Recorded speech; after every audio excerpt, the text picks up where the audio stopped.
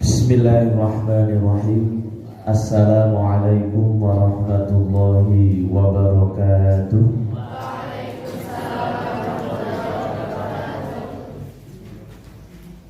Bapak, Ibu, hadirin wal hadirat serta anak-anakku, para santri-santriwati yang insyaallah senantiasa dirahmati dan diridhai Allah Subhanahu wa taala. Alhamdulillahilladzi hadana li hadza wa ma kunna linahtadiya laula an hadana Allah. Asyhadu an la ilaha illallah wa asyhadu anna Muhammadan abduhu wa rasuluh.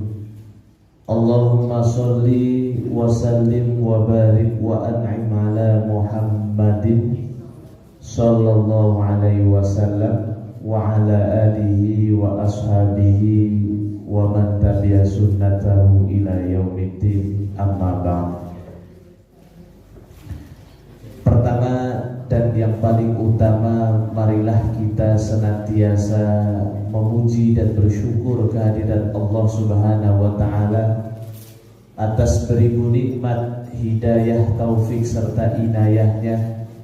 Kita semua masih diberikan kesehatan serta umur yang panjang.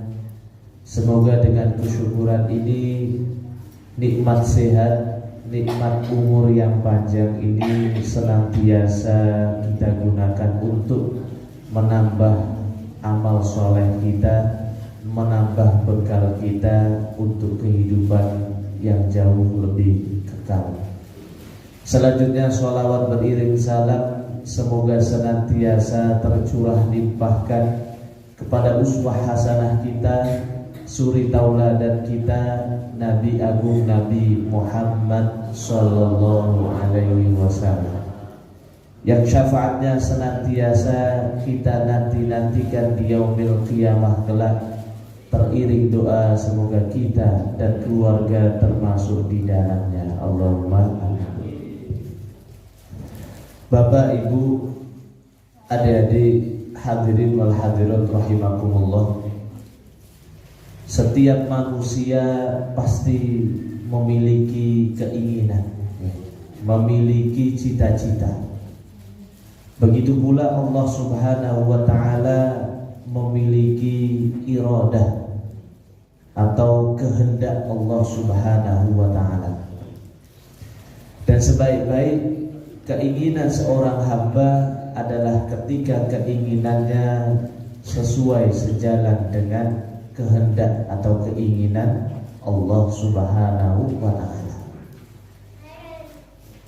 Dalam sebuah riwayat hadis qudsi disebutkan Allah Subhanahu wa taala berfirman, "Ya ibadi anta turid wa ana urid wa la yakunu illa ma urid."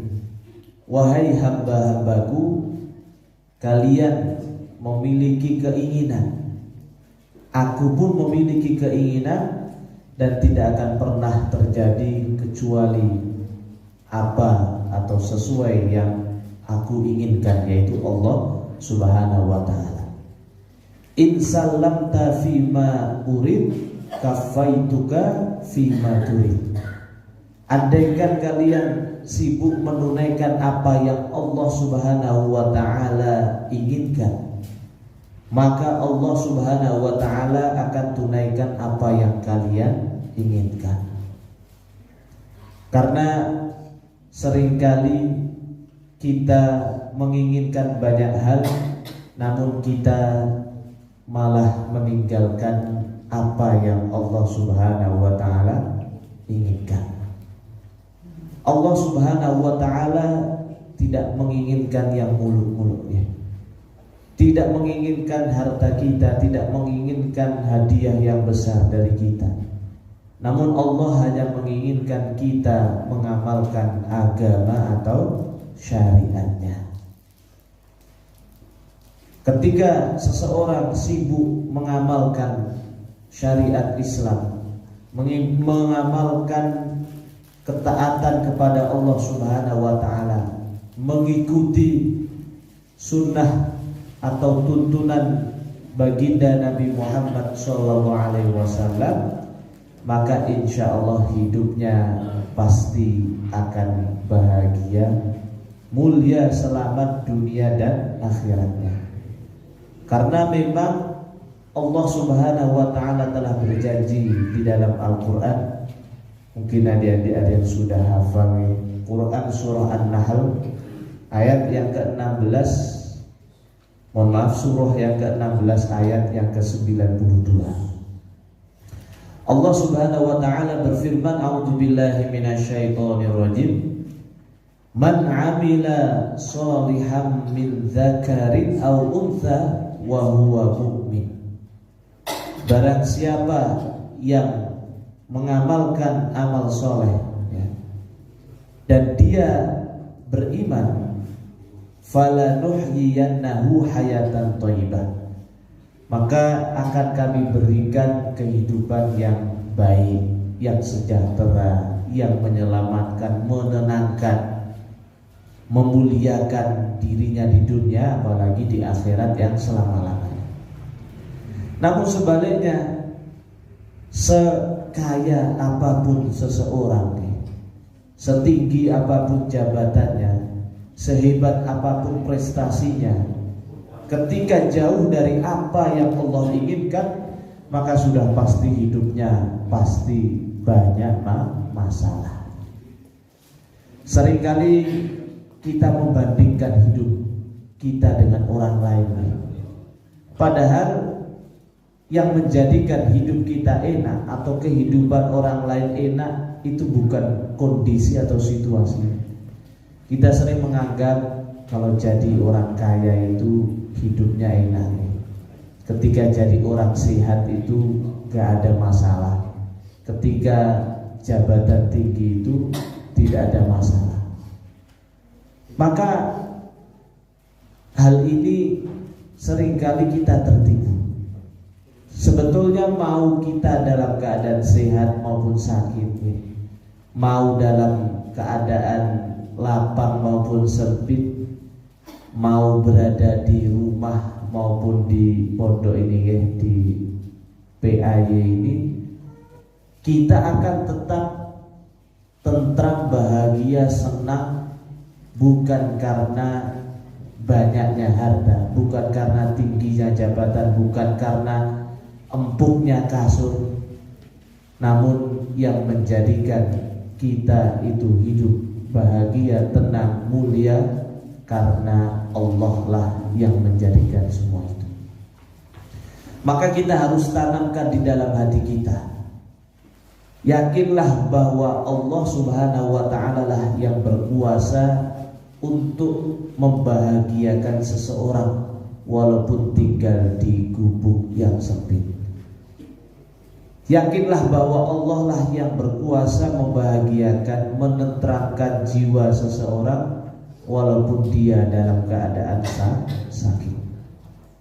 Yakinlah Allah lah yang berkuasa untuk memuliakan, membahagiakan seseorang walaupun dia tidak memiliki jabatan.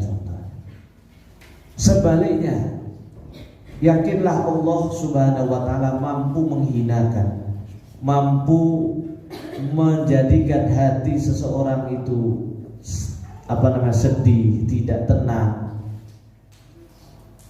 bukan karena hartanya kurang, bukan karena jabatannya kurang, namun karena dia jauh dari apa yang Allah inginkan. Dalam Al-Quran Allah Subhanahu wa Ta'ala menggambarkan banyak hal. Salah satunya Allah menggambarkan Raja Fir'aun, bagaimana Allah karuniakan kerajaan yang besar, Allah karuniakan kemuliaan, Allah karuniakan pengawal-pengawal yang sangat hebat. Namun sebesar apapun kerajaannya, tidak mampu menghindarkan dirinya dari masalah. Bahkan hidupnya penuh dengan ketidaktenangan. Begitu pula Qarun ketika Allah Subhanahu wa taala berikan harta yang banyak.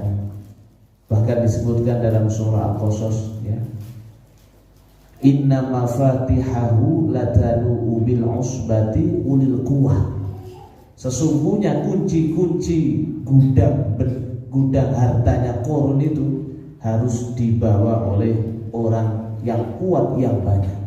Artinya kuncinya saja besar, apalagi gudangnya terbuat dari emas. Sekaya apapun Qarun, namun justru dia meninggal tenggelam di tengah-tengah harta kekayaannya. Sebaliknya, Allah memberikan contoh yang gamblang mengenai Nabi Ibrahim alaihissalam. Walaupun di tengah panasnya api karena dibakar oleh Raja Namrud beserta pasukannya atau beserta kaumnya, maka Nabi Ibrahim yang dibakar berhari-hari, dibuatkan sampai 40 hari 40 malam, namun api yang seharusnya membakar justru malah memberikan kesejukan, memberikan keselamatan. Sebagaimana dalam firman-Nya dalam Quran surah As-Saffat, "Qul ya naru kuni bardan wa salaman ala Ibrahim." Kami mengatakan, wahai api, jadilah engkau ini bardan, dingin atau sejuk, wasalaman, menyelamatkan ala Ibrahim, atas Nabi Ibrahim alaihissalam. Maka sebetulnya kita mau ada di pondok ataupun tidak, kita mau ada di tempat yang mewah ataupun tidak, bukan tempatnya yang menjadikan kita ini bahagia atau mulia, namun yang menjadikan seseorang senantiasa bahagia mulia itu adalah ketika dia sibuk taat kepada Allah Subhanahu wa ta'ala. Maka salah satu cara agar kita senantiasa taat kepada Allah, baik perintahnya mengenai hablum minallah, hubungan kita dengan Allah maupun hubungan kita dengan sesama manusia, maka ingatlah 3 pesan dari Ali bin Abi Thalib radhiyallahu anhu. Suatu ketika Ali bin Abi Thalib memberikan nasihat. Nasihat ini dinukilkan oleh Imam Nawawi dalam kitabnya Nasaihul Ibad, di mana Ali bin Abi Thalib radhiyallahu anhu mengatakan, yang pertama, kun indallahi khairun nas, yang artinya jadilah kalian di sisi Allah, dalam pandangan Allah, menjadi sebaik-baik manusia. Seringkali manusia ini pengen menjadi paling baik di hadapan manusia, namun kalau di hadapan Allah pengennya biasa-biasa. Bahkan tidak jarang orang berani melakukan atau menghinakan dirinya, melakukan maksiat di hadapan Allah. Contohnya apa? Ketika seseorang di tengah keramaian, masya Allah, alim, soleh, perkataannya baik, perbuatannya baik, namun ketika di tengah kesendirian, maka orang ini rela berbuat maksiat. Dia takut kalau berbuat buruk di hadapan manusia, namun kalau di tengah kesendirian, kesepian, dia dengan santainya, dengan beraninya melakukan kemaksiatan. Waliyadu billah. Maka orang-orang seperti ini dalam hadis Nabi SAW digambarkan dia akan datang dengan bergunung-gunung amalnya, namun amalnya akan lenyap seketika, menjadi seperti debu yang berterbangan. Karena apa? Ketika di tengah keramaian dia bertakwa, namun di tengah kesendirian dia melakukan kemaksiatan. Waliyadu billah. Atau ketika kita sholat jamaah atau sholat sendiri, namun dilihat oleh banyak orang sholatnya khusyuk lama, Namun ketika sholat sendiri gak ada yang lihat di kamar, biasanya lebih lama mana? Sholat sendiri atau sholat jamaah atau sholat dilihat orang? Kira-kira nih adik-adik di sini jamaah nih, alhamdulillah, jujur berarti ya. Karena realitanya seperti ini. Ketika kita sholat dilihat banyak orang, bacaan kita masya Allah khusyuknya. Namun kalau ketika sedalam kesendirian, wah mumpung ini flash langsung ekspres ya, kayak kereta apa namanya ekspres ya, tidak lebih dari berapa menit biasanya kalian sholat sunnah. Maka jadilah manusia yang terbaik di sisi Allah Subhanahu wa ta'ala. Karena seringkali kalau kita pengen baik di hadapan manusia, namanya manusia tidak akan pernah lepas untuk mengomentari atau pro dan kontra, sudah pasti. Allah Subhanahu wa ta'ala berfirman dalam Al-Qur'an, a'udzubillahi minasyaitonirrajim, wa kanal insanu aktsara syai'in jadala. Sungguhnya manusia itu fitrahnya adalah orang yang suka ngeyel, suka mengomentari, namun kalau dikomentari tidak mau. Itulah fitrahnya manusia. Nabi SAW sesempurna itu akhlaknya, setakwa itu hatinya, namun setiap hari tidak pernah lepas dari hinaan, cacian, olok-olok dari kaumnya. Apalagi kita sudah bukan nabi, bukan rasul, bukan wali, kita hanya wali-wali daya saja. Maka anak-anakku hadirin wal hadirat rahimakumullah, Nabi SAW bersabda, ittaqil maharima takun a'budan nas. Jauhilah apa yang Allah haramkan, maka sesungguhnya kita akan menjadi manusia yang paling tinggi tingkat penghambaannya kepada Allah. Artinya tinggi derajatnya di sisi Allah, baik dilihat ataupun tidak. Karena biasanya kalau sudah melakukan kemaksiatan, kebaikan-kebaikan kita tiba-tiba tidak istiqomah, atau ketika kita tergelincir kepada kemaksiatan kemudian tidak cepat-cepat bertaubat, maka akan menimbulkan kemaksiatan yang lainnya. Belum lagi dalam pepatah Arab disebutkan su'ul khuluqi yu'di. Setiap perangai yang buruk atau setiap keburukan pasti akan menulari cepat atau lambat. Dalam hadis lain Nabi SAW bersabda, ittaqillaha haitsuma kunta. Bertakwalah kepada Allah dimanapun kalian berada, dalam majelis ataupun tidak, dalam masjid ataupun luar masjid, dalam rumah ataupun di luar rumah. Kita tetap berusaha untuk menjadi yang terbaik di sisi Allah Subhanahu wa ta'ala. Kemudian orang yang sibuk menjadi yang terbaik di sisi Allah, biasanya amalnya akan ikhlas ya. Ikhlas itu tidak mengharap balasan kecuali dari Allah Subhanahu wa ta'ala, sehingga dibalas ataupun tidak, atau bahkan kebaikan kita kadangkala dibalas dengan keburukan, orang tadi tidak akan pernah merasa rugi atau sia-sia, karena dia hanya mengharapkan atau ingin dipandang baik di sisi Allah Subhanahu wa ta'ala. Kemudian kedua, pesan Ali bin Abi Thalib ya, kun 'indan nafsi syarrun nas. Jadilah dalam pandangan diri kita sendiri, kita ini menjadi manusia yang paling buruk, paling banyak kekurangannya, paling banyak dosanya. Sehingga apa? kita sibuk untuk memperbaiki, mengoreksi kekurangan atau kesalahan kita. Bukan malah sebaliknya.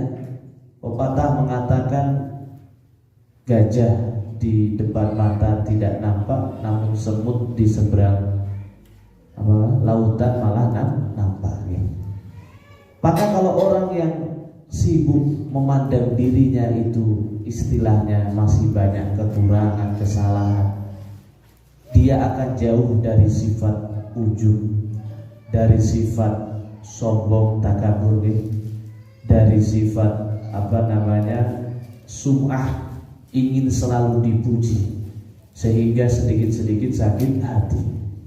Maka jadilah yang kedua, kita memandang diri kita itu masih terus banyak kekurangan. Seperti halnya gelas yang kosong itu akan mudah sekali diisi. Namun kalau gelas sudah merasa penuh, maka diisi apapun pasti akan mental atau akan luber. Maka begitulah kita. Kemudian Nabi Shallallahu Alaihi Wasallam bersabda, sombong itu adalah batorul haq wa ghamdun nas. Hadis riwayat Muslim. Ketika orang itu sudah sombong, maka dia akan menolak kebenaran. Mungkin kebenaran dari orang yang dia anggap lebih rendah, dia akan tolak walaupun itu kebenaran. Mungkin dari anak kecil, dia merasa sombong sehingga ditolak kebenaran. Dinasihati malah mengatakan kamu itu anak masih kemarin sore, atau kamu itu masih anak bau kencur. Maka orang yang memandang dirinya masih banyak kekurangan, dia akan siap menerima nasihat dari siapapun, bahkan dari musuh atau dari anak kecil pun dia akan siap menerimanya. Tanda hatinya itu bersih. Yang kedua adalah waghamdun nas, suka meremehkan orang lain.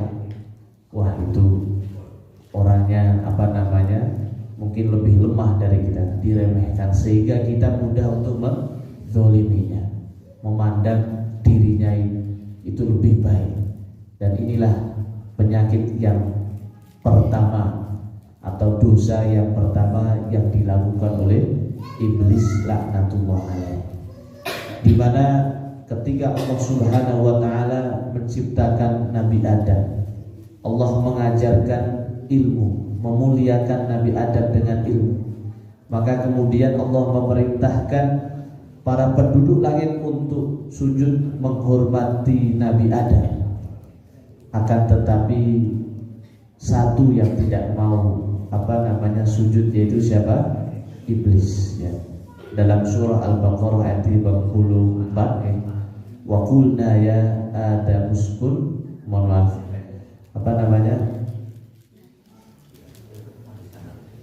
wa id qulna lil malaikati isjudu li adama fasajadu illa iblis. Kita katakan kepada para malaikat, ya, usjudu li Adam, sujudlah kepada untuk Nabi Adam. Namun sujud ini adalah sujud menghormati, bukan menyembah. Fasajadu, mereka semuanya melakukan sujud, ya, taat kepada Allah, illa iblis, kecuali yang namanya iblis. Aba wastakbar, mereka enggan menolak. Wastakbar, mereka sombong, ya. Maka hadirin wal hadirat rahimakumullah, ketika telah terkena penyakit meremehkan orang lain, kemudian timbullah sifat sombong, menolak kebenaran, meremehkan orang lain, maka kita lihat akibatnya. Ketika iblis itu melakukan dosa karena kesombongan, maka sulit bagi dirinya untuk bertaubat.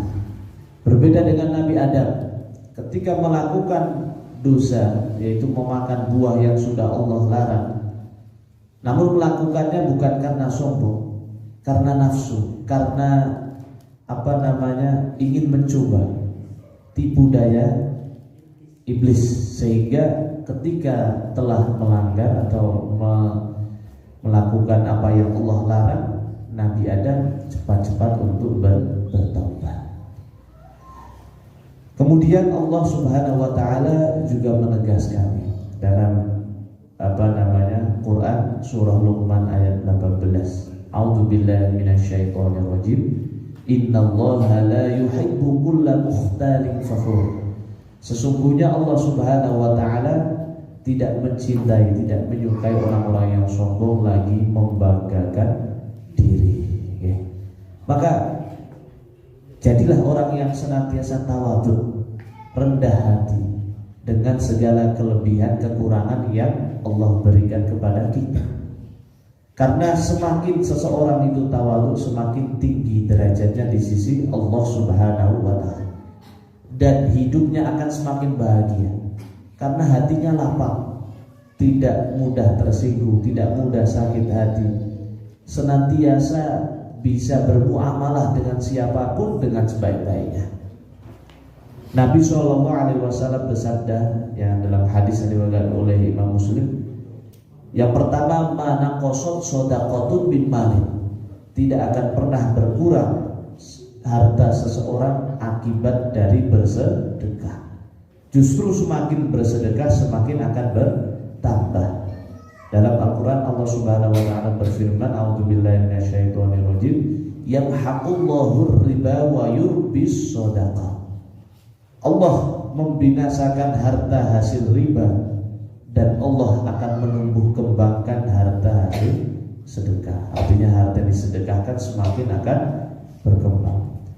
Kemudian kedua, wa ma zadallahu 'abdan bi'afwin illa 'izzan. Tidaklah seseorang itu memberikan maaf kepada siapapun yang salah, yang berbuat salah kepadanya, kecuali Allah tambahkan kehormatannya. Dan yang ketiga, wa ma tawaddu'a ahadun lillah illa rafa'ahu Allah. Dan tidaklah seorang itu tawadhu, rendah hati karena Allah, kecuali Allah akan mengangkat derajatnya ke derajat yang lebih tinggi lagi.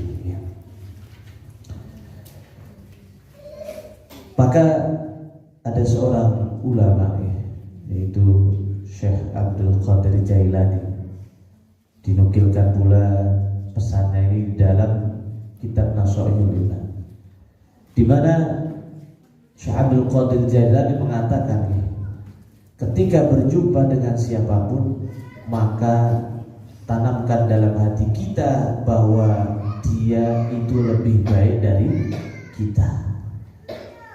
Yang pertama, ketika kita berjumpa dengan orang yang lebih tua dari kita, maka tanamkanlah dalam hati kita, oh dia lebih tua, berarti dia lebih dulu lahir dari kita.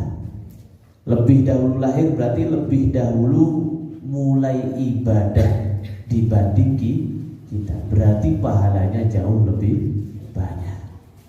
Kemudian bila bertemu dengan orang yang lebih muda, tanamkanlah bahwa anak muda ini lahirnya lebih lambat atau lebih terakhir dibanding kita, berarti dosa yang dia lakukan jauh lebih sedikit dibanding kita, sehingga kita akan menghormati orang yang lebih tua dan mudah mencintai orang yang lebih muda dari kita.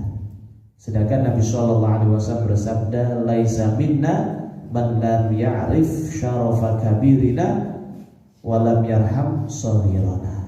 Bukan dari umatku barang siapa yang tidak menghormati orang yang lebih tua dan tidak menyayangi orang yang lebih muda. Kemudian ketika kita berjumpa dengan orang yang mungkin lebih tinggi ilmunya, maka tanamkan dalam hati kita, oh dia lebih banyak ilmunya, artinya ibadahnya lebih banyak karena lebih tahu tentang agama. Sebaliknya, ketika berjumpa dengan orang yang mungkin menurut kita kelas mungkin kalau masih kelas 1 SD atau kelas 2 SD, maka yakinlah bahwa orang ini dengan banyak hal yang belum dia ketahui, maka ketika melakukan kemaksiatan jauh lebih ringan dosanya atau siksanya. Karena apa? Ketika dia melakukan kemaksiatan dilakukan karena ketidaktahuan atau karena kejahilan pada dirinya. Kemudian terakhir, ketika kita berjumpa dengan orang yang mungkin berbeda agama dengan kita, orang non muslim, maka yakinlah bila suatu saat orang ini mendapat hidayah dari Allah, maka dia akan kembali seperti orang yang baru lahir, artinya tanpa dosa. Dan bisa jadi setelah itu dia beramal lebih baik, tidak pernah bermaksiat, sehingga mendapatkan derajat yang lebih baik di sisi Allah. Bukan malah kita dois orang beriman, ya. Semoga nanti masuk tidak, ya. Namun justru kita ada rasa ingin mendoakan, ya Allah, semoga si fulan ini Engkau beri hidayah, Engkau beri petunjuk, hidayah iman, tahu-tahu masuk Islam berkat doa kita, Masya Allah. Berarti kita mendapatkan pahala yang besar. Kemudian Ustaz, berarti kalau kita pengen dosanya seperti habis seperti anak bayi, ya berarti kita keluar Islam dulu baru masuk Islam lagi, ya. Para sahabat ini jangan, tidak ada kaidah seperti itu. Takutnya nanti sudah ketika keluar malah yang datang ada malaikat Israel, belum sempat kita masuk Islam lagi. Maka agama tidak bisa dipermainkan.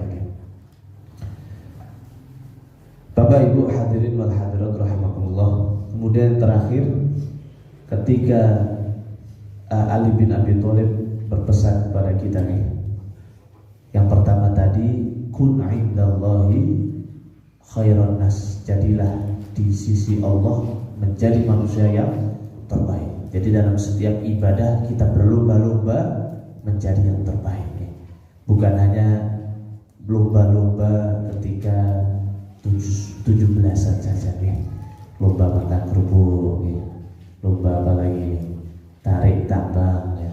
Namun lomba-lombalah dalam menjadi seseorang yang paling baik di sisi Allah Subhanahu wa Ta'ala, sehingga kita akan semakin mudah untuk mentaati perintah Allah dan menjauhi larangan. Dan yang kedua, jadilah wa kun inda nafsi syarrun nas, dan jadilah di pandangan diri kita sendiri, kita ini masih menjadi manusia yang paling buruk, ya, paling banyak kesalahannya, kekurangannya. Dan yang terakhir, ya, wa kun indan nasi rajulan minan nas, jadilah ketika kita berada di pandangan manusia atau sedang bergaul dengan manusia, jadilah seperti manusia pada umumnya atau seperti mereka. Artinya gak perlu kita pengen dipuji-puji dengan kelebihan kita, pengen disanjung-sanjung, sudah apapun kelebihan kita, seakan-akan kita ini sama seperti mereka, sehingga apa? Tidak mudah sombong, tidak mudah mencaci, tidak mudah untuk menyalahkan dan lain sebagainya. Kemudian ketika kita berjumpa dengan orang mungkin yang lebih hebat dari kita, lebih tinggi jabatannya dari kita, lebih kaya dari kita, ya, sudah kita juga biasa saja, karena semua itu adalah titipannya Allah Subhanahu wa Ta'ala. Bahkan, ya, dalam hadis disebutkan orang yang terakhir akan masuk surga itu adalah orang yang kaya itu yang pertama, yang terakhir, ya. Kalau yang pertama masuk adalah orang yang miskin, ya. Maka jadilah orang yang pernah gak, Utsman, seorang sahabat yang paling kaya, siapa namanya? Abdurrahman bin Auf. Di mana Abdurrahman bin Auf ini ketika mendengar hadis ini ya, bahwa orang yang kaya itu nanti akan lebih akhir karena hisabnya itu lebih lama ya. Maka dia pengen untuk menjadi orang yang miskin ya. Maka suatu ketika terjadi gagal panen ya, panen kurma gitu. Karena kan di Arab nggak ada namanya orang tanam. Ketika gagal panen, kemudian Abdurrahman bin Auf, wah ini kesempatan nih saya untuk menjadi orang yang miskin lagi. Dibelilah kurma orang-orang yang gagal panen tadi, para sahabat ini, dengan harga yang normal walaupun kurmanya banyak yang busuk. Maka ketika itu sudah hampir habis hartanya, tinggal bergunung-gunung kurma busuk. Kemudian tiba-tiba ada sebuah wabah penyakit yang menimpa negeri yang lain, di mana penyakit kulit ini harus disembuhkan dengan kurma busuk. Maka khalifah dari negeri ini tahu bahwa Abdurrahman memiliki kurma busuk banyak. Didatangilah, dibeli dengan harga yang berkali lipat, jadi kaya lagi. Maka sebetulnya kaya atau miskin yang penting kita usaha halal, doa, ikhtiar maksimal. Namun yang ingin kita garis bawahi, apapun kita, bergaul dengan siapapun sudah, kita biasa saja, sehingga kita nggak perlu cari muka di depan orang yang lain atau biar dikasih jabatan atau biar dijadikan menteri. Biasa saja, sehingga tidak menuhankan kecuali Allah. Tidak menuhankan jabatan, tidak menuhankan harta, tidak menuhankan pekerjaan. Yang kita tuhankan hanya Allah Subhanahu wa ta'ala. Sehingga ketika pimpinan kita atau orang yang kaya tadi menyuruh kita kepada suatu kemungkaran, kita akan tolak dengan yakin tanpa ragu. Bukan wah nanti kalau saya tolak takutnya saya seperti ini. Tidak. Maka jadilah di hadapan manusia kita ini seperti manusia yang biasa, sehingga ya tidak gengsi. Kadang-kadang kita gengsi ya, wah ini bukan nggak level sama saya, jangan berteman dengan saya, karena kelompok saya ini orangnya adalah orang-orang orang seleb atau seperti apa nih. Maka nggak perlu kita bergaulah dengan siapapun, kita seperti mereka, sehingga akan muncul akhlak-akhlak yang mulia dari dalam diri kita. Nabi Shallallahu Alaihi Wasallam beliau bersabda, "Ma min syai'in athqal fil mizan min husnil khuluq." Tidak ada di mizan kelak, di timbangan Allah, yang melebihi beratnya akhlak yang mulia. Maka pentingnya kita mengambil nasihat dari Ali bin Abi Thalib ini, sehingga kita ini mampu menjadi orang yang senantiasa berakhlak mulia dengan siapapun. Kan kadangkala ketika ada anak baru atau junior kan, kadangkala di suatu tempat, soal kalau di sini tidak ada wah ini junior nih, mumpung nih ada junior, kita palaki atau kita nopo. Ini kan artinya tidak memiliki akhlak yang mulia.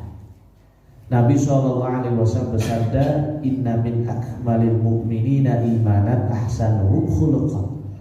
Sesungguhnya yang paling sempurna keimanan seseorang adalah yang paling baik akhlaknya. Sehingga antara iman dan akhlak ini sesuatu yang tidak bisa dipisahkan. Dan semakin baik akhlak seseorang, tanda bahwa semakin kuat keimanan atau akidahnya.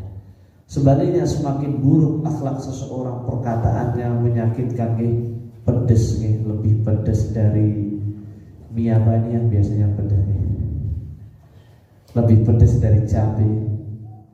perbuatannya juga tidak mencerminkan akhlak yang mulia, maka tanda bahwa iman orang tersebut berada pada iman yang rendah.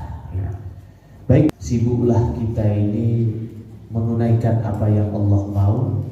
Insya Allah Allah akan tunaikan apa yang kita mau. Kemudian kedua, mari kita amalkan nasihat-nasihat dari Ali bin Abi Thalib radhiyallahu anhu. Yang pertama, jadilah manusia yang terbaik di sisi Allah Subhanahu wa ta'ala.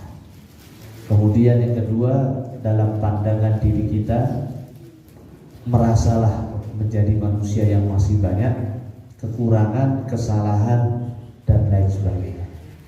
Dan yang terakhir, ketika kita bergaul di hadapan manusia, jadilah manusia yang biasa-biasa saja. Tidak perlu malu dengan kekurangan kita, sebaliknya tidak perlu sombong dengan kelebihan kita. Karena semua manusia memiliki kelebihan dan kekurangan sendiri-sendiri. Maka jadilah yang terbaik di level kita masing-masing. Ya, nggak perlu membanding-bandingkan hidup kita dengan orang lain. Sebagaimana lagunya siapa? Mas Fareli, ojo di banding-banding. Baik, itu saja yang bisa kami sampaikan. Kurang lebihnya mohon maaf. Apabila ada kata yang kurang berkenan, mohon dimaafkan. Nasrun minallah wa fathun qarib wa basyiril mu'minin. Wassalamualaikum warahmatullahi wabarakatuh.